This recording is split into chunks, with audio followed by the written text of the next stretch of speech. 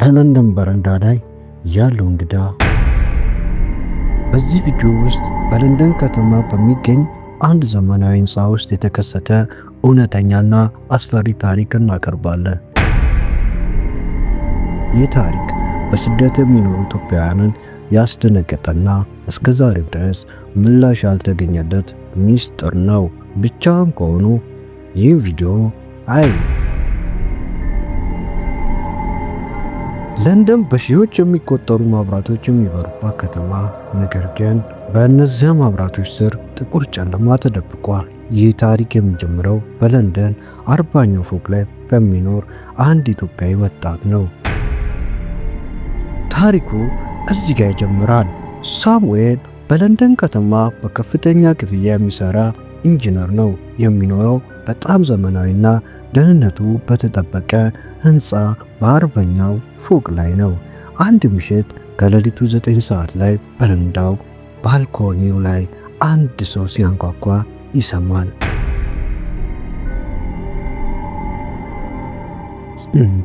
ነገር ግን 40ኛው ፎቅ ላይ ሆኖ በረንዳ ላይ ሊያንኳኳ የሚችል ሰው ሊኖር እንደማይችል ያውቃል። ሳሙኤል መጋረጃውን ሲከፍት ያየው ነገር ልቡን አቆሞ። አንዲት ሴት በረንዳው ላይ ቆማለች። ፊቷ የለም። በፊቷ ፋንታ ለስላሳ ቆዳ ብቻ ነው። እጆቿ ረጅምና ጥቁር ናቸው። ሳሙኤል በፍርሃት ተውጦ ወደ ፖሊስ ቢደውልም ፖሊሶች መጥተው ሲፈትሹት ማንም የለም። ነገር ግን በረንዳው ላይ የእጅ አሻራ ተገኝቷል። ድንጋጤው እዚህ ጋር ይጀምራል። በሚቀጥለው ቀን ሳሙኤል በቤቱ ውስጥ ያሉትን የቪዲዮ ካሜራዎች ሲሲቲቪ ሲመለከት ያቺ ሴት በረንዳ ላይ አልነበረችም።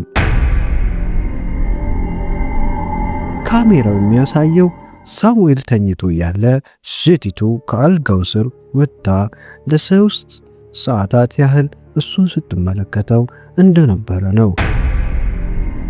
በረንዳው ላይ የተሰማው ማንኳኳት እሱን ከክፍሉ ለማስወጣት የተደረገ ተንኮል ነበር። ሳሙኤል ዛሬ የት እንዳለ ማንም አያውቅም። ቤት ውስጥ የተገኘው ብቸኛው ነገር አሁን ያንተ ተራ ነው የሚል በደም የተጻፈ ማስታወሻ ብቻ ነው። ተከታታይ እንዲህ ውብ የሆኑና አስፈሪ አስደንጋጭ ታሪኮችን ለመስማት ቻናላችንን ሰብስክራይብ ያድርጉ። ይህንን ቪዲዮ ሼር፣ ላይክ በማድረግ ከኛ ጋር መሆናችሁን ድጋፋችሁን አሳዩን።